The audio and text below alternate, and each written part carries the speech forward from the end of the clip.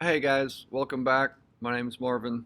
I am doing a short series of videos, or a series of short videos, hopefully for James, to help people prepare for the Summit Series hikes.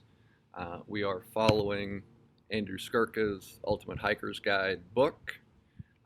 This is the second installment, and we are going to cover the clothing section, which is the first section in part two of his book. Um, and he has defined what he calls the core 13. And I'm going to read you that list. But it's the 13 pieces of clothing that he considers core to any backpacking outing.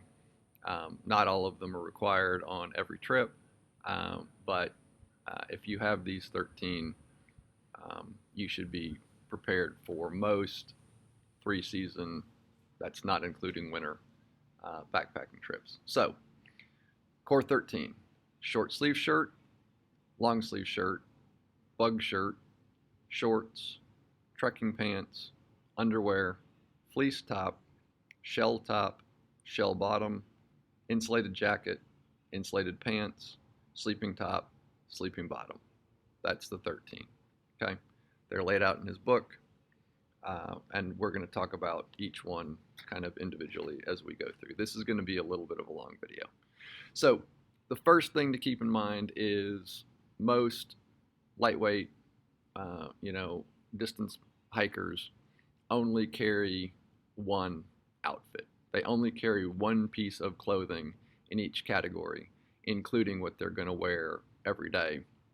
The only one or two exceptions to that are socks, which typically two pairs are carried, one that's kind of drying on the back of your pack and one that you're wearing, and underwear, um, which is kind of the same thing.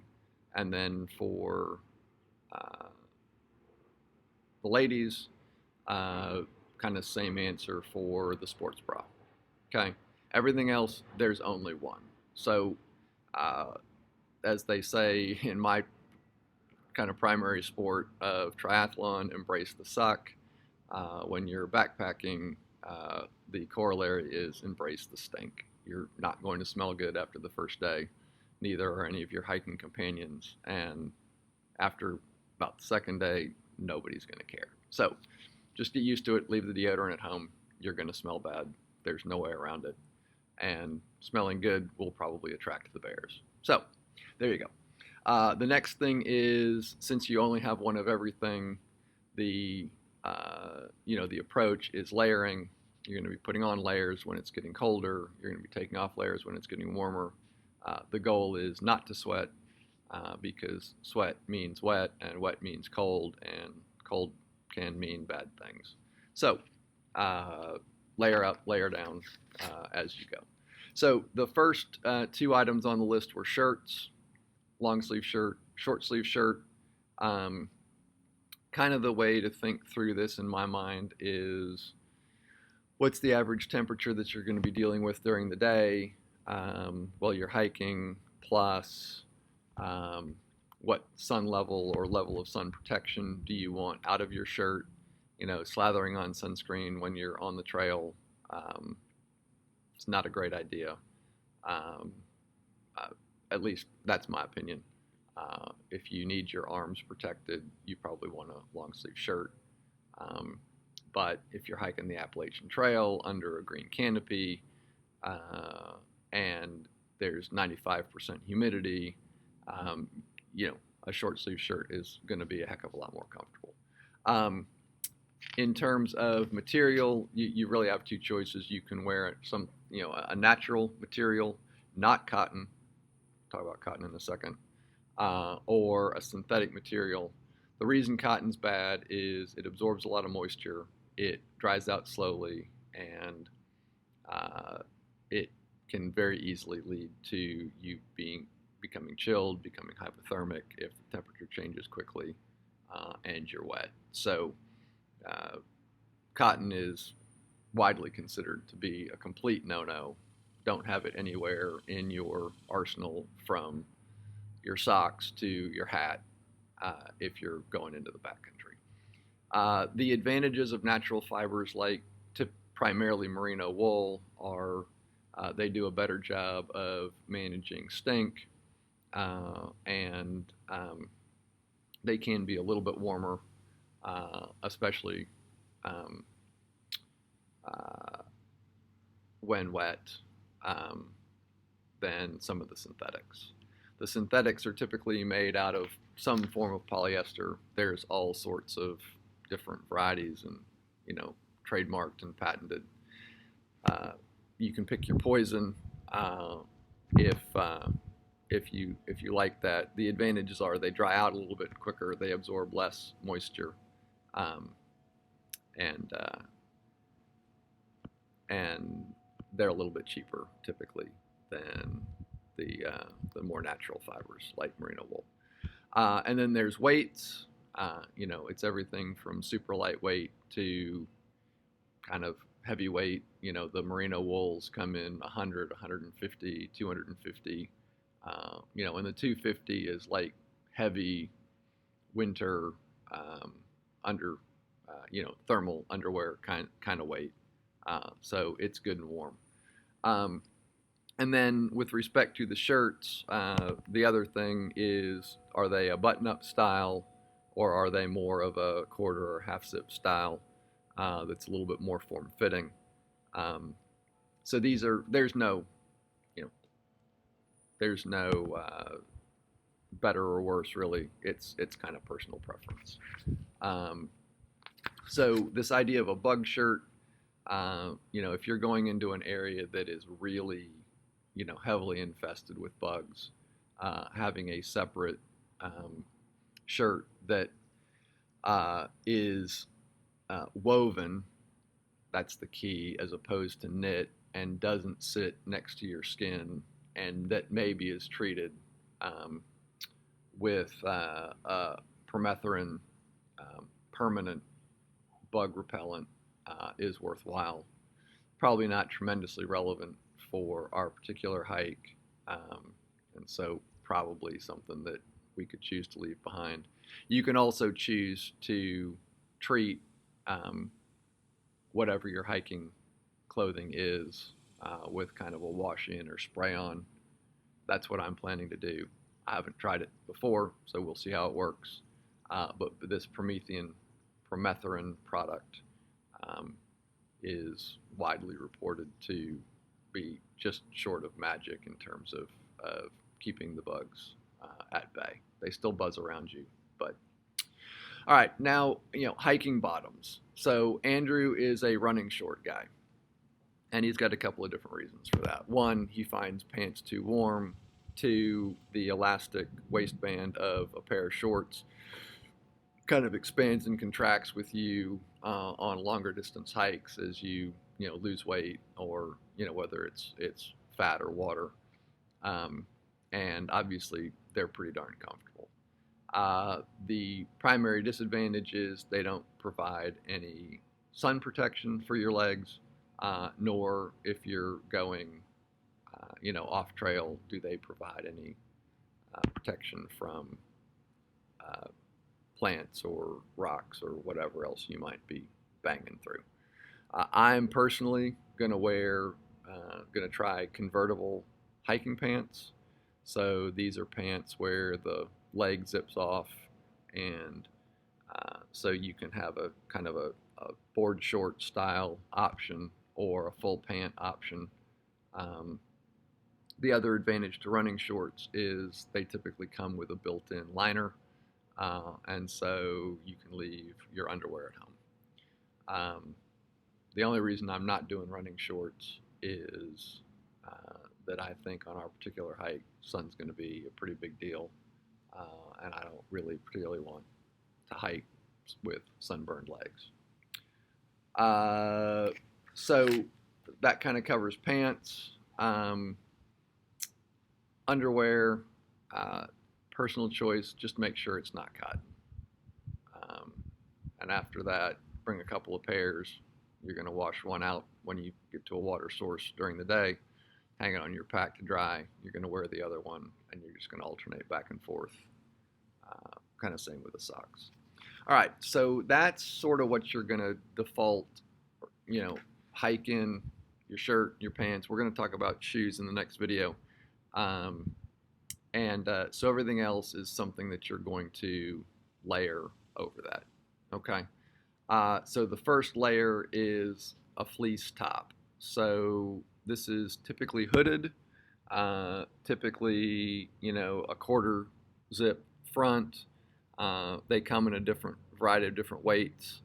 Um, but the the overwhelmingly um, suggested one of these, including um, by Andrew Skirka, is the Patagonia R1 hooded pullover. Hood's important, um, so they make hooded and non-hooded versions, but he recommends it, and I would say 1 out of 3 through hike type people recommend them as well. So that's what I bought. I can't give you any information on any other ones. The one I have seems fabulous. Um, there is just the regular fleece version, and then there's one that's a little bit more wind resistant. I think it's called Polartec, and I did not choose that one because I'm going to have other wind protection. So then rain gear. So rain gear is an upper and a lower. Andrew spends a fair amount of time on, the idea that there's no such thing as waterproof for any significant period of time. There's also no such thing as breathable, but waterproof, or this sort of waterproof, breathable idea. So, 30 years, 40 years ago, Gore-Tex invented this fabric that was supposedly both, let the water vapor out, but didn't let water through. Other people have come up with similar ideas, and the net of it after 40 years is that none of it really works. What all the experts seem to say is, listen, if you're in the rain for an extended period of time and you're hiking, you're going to get wet, either from water getting through the fabric that's supposed to be waterproof but really isn't for a variety of reasons, or from the sweat that you're generating as a result of body heat, basically being trapped inside a big giant plastic sack. So you're going to be wet one way or the other, either from your own sweat or from the rain. So you just kind of have to deal with it and embrace it, and that's the deal. But having said all of that, for short downpours, or in order to keep other layers dry when you're just sitting something out somewhere, a rain jacket and rain pants are worthwhile. So again, the overwhelmingly recommended rain jacket is the Outdoor Research Helium or Helium 2. The Outdoor Research Helium pants also get recommended frequently, although there's a little more variety in recommendations there. There are also rain skirts, and there are plenty of people who say, look, rain pants are just kind of a ridiculous thing, and leave them home. If your legs get wet, they get wet. So I bought helium rain pants and a helium rain jacket, and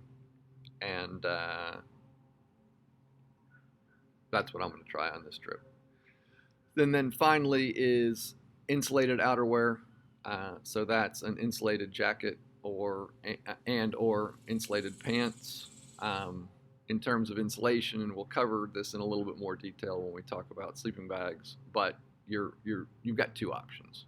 You have down and you have synthetic. The typically quoted advantage to synthetic is that it is warmer when it's wet. What everybody says is that there's no such thing as something that's warm when it's wet. And if you get your insulated clothing wet, you're going to be cold and at a much higher risk of hypothermia than if you can figure out how to keep it dry. Um, and then the advantage of down is that it is much warmer for the weight, and it's also much more compressible. So a down garment uh, that that provides the same amount of insulation will be significantly lighter and packed down significantly smaller than a comparable synthetic garment.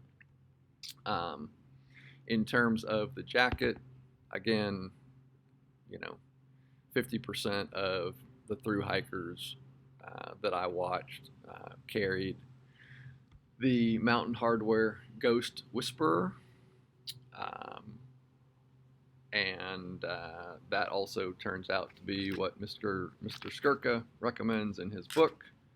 Uh, and in terms of down pants, I'm not taking down pants on this hike. It's just not going to be that cold. Um, and so I don't have any recommendations. But Mr. Skirka recommends the Montbell Superior down pants, and Montbell also gets a lot of recommendations, from through hikers for their gear in general, um, both their jackets and their pants. So I'm quite sure you can't go wrong with anything from Montbell. And then finally, sleeping clothes. So um, having clean, dry, warm clothes to sleep in that you're not hiking in, that you keep protected, is both important from a warmth perspective and a psychological perspective. I mean, if you've been out hiking for 12 hours in the rain and the cold, and you're just wet and unhappy, um,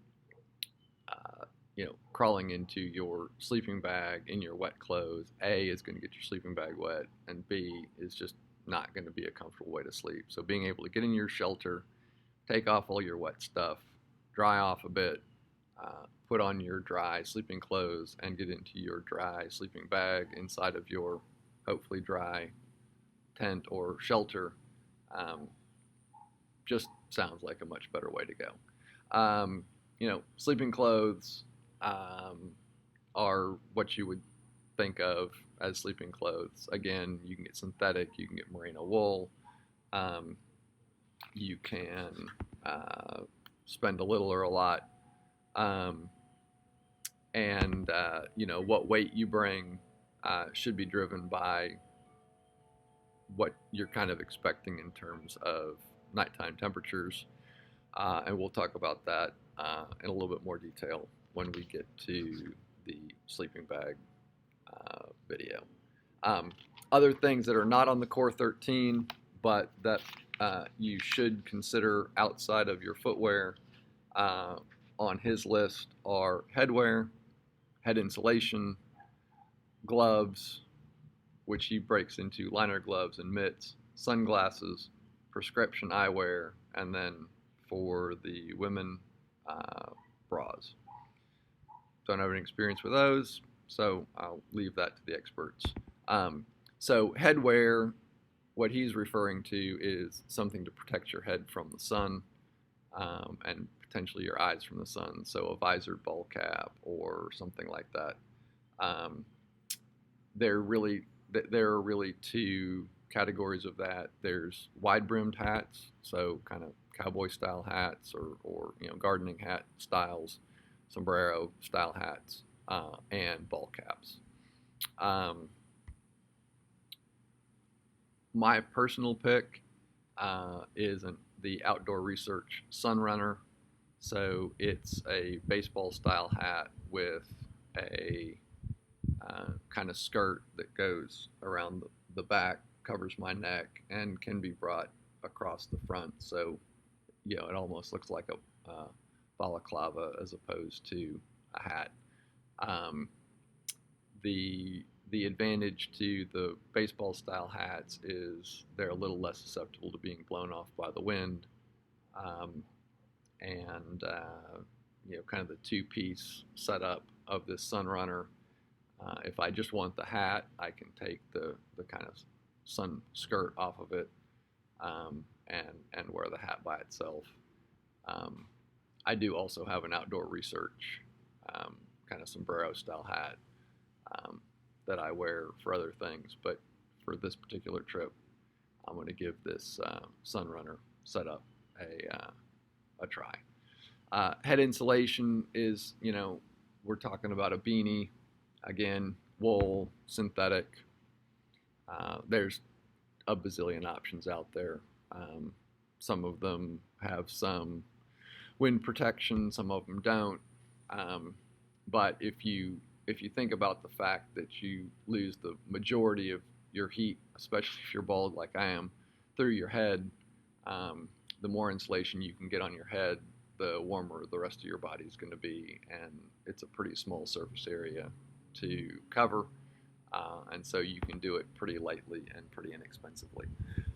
So I've got, my setup is, I've got a ball cap, the Sunrunner hat that I'm going to wear, um, and that does provide a slight amount of insulation. As it starts to get colder, um, I've got a beanie, uh, just a fleece mid-weight beanie, and then my fleece top has a hood, as well as the Ghost Whisperer has a hood. So in the worst case, I could wear my visored hat, beanie on top of that, the Patagonia R1 hoodie, hood up, and the Ghost Whisperer hood up, and then potentially the rain jacket also has a hood, so you could, if you were in a lot of wind and cold, you could put that on as a wind barrier. And if we need all of that insulation, God help us, we've clearly missed a turn somewhere on this trip. But that's hats. Gloves, same deal. There's not too much in this world, at least in my world, outdoors, more miserable than cold hands for 12 hours.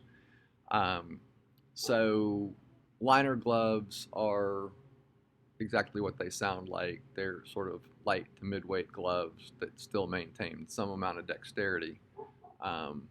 Again, wool or synthetic, waterproof. Sometimes mine are. I got a pair of Outdoor Research waterproof liner gloves. And then if you're expecting things to be significantly colder, then a pair of waterproof but uninsulated mittens that you can put over the insulated gloves to keep your hands dry. Sunglasses, just briefly on those, there's there's basically two vectors for sunglasses. There's lenses that change how much light they block. They're called variable light blocking. And then there's polarization. So polarization helps cut down on glare, and how dark, how much light the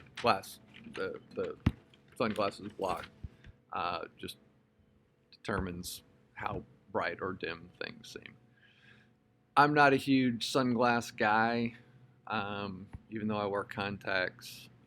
I will take a pair, primarily if we get into situations where we're crossing snow or where we're above tree line going into the sun for an extended period of time. But for me personally, they're more of a backup than they are something I'm intending to wear.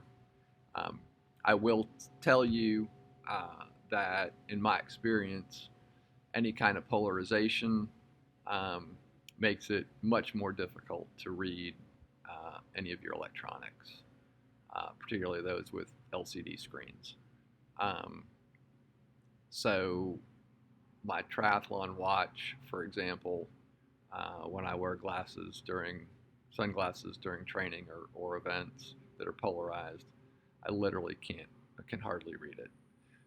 So just recommend, if you've got electronics that you're going to be checking frequently, that you bring them with you when you're picking out sunglasses. and make sure that you've got the visibility that you want, because you don't want to spend a couple $100 on a pair of sunglasses, then not be able to read whatever it is you're trying to read. And then finally, was that the last thing? I think maybe that was it. Oh yes, prescription eyewear. So again, I'm a contact wearer, but I'm going to bring a backup pair of glasses just in case you get an eye infection, you get something in your eye that makes your contacts uncomfortable, you lose your contacts, or you end up being out there for too long or whatever, just as a backup. Also recommend, if you're a contact wearer, bringing a contact case, because you can wear dailies for multiple days, etc. And it might just be a way to give your eyes a break. All right, so that is it for clothing. I said this was going to be a little bit long, and it is at kind of 26 minutes. But obviously, what you wear is super important, and so it's worth spending a little time and thinking through. Thank you for watching.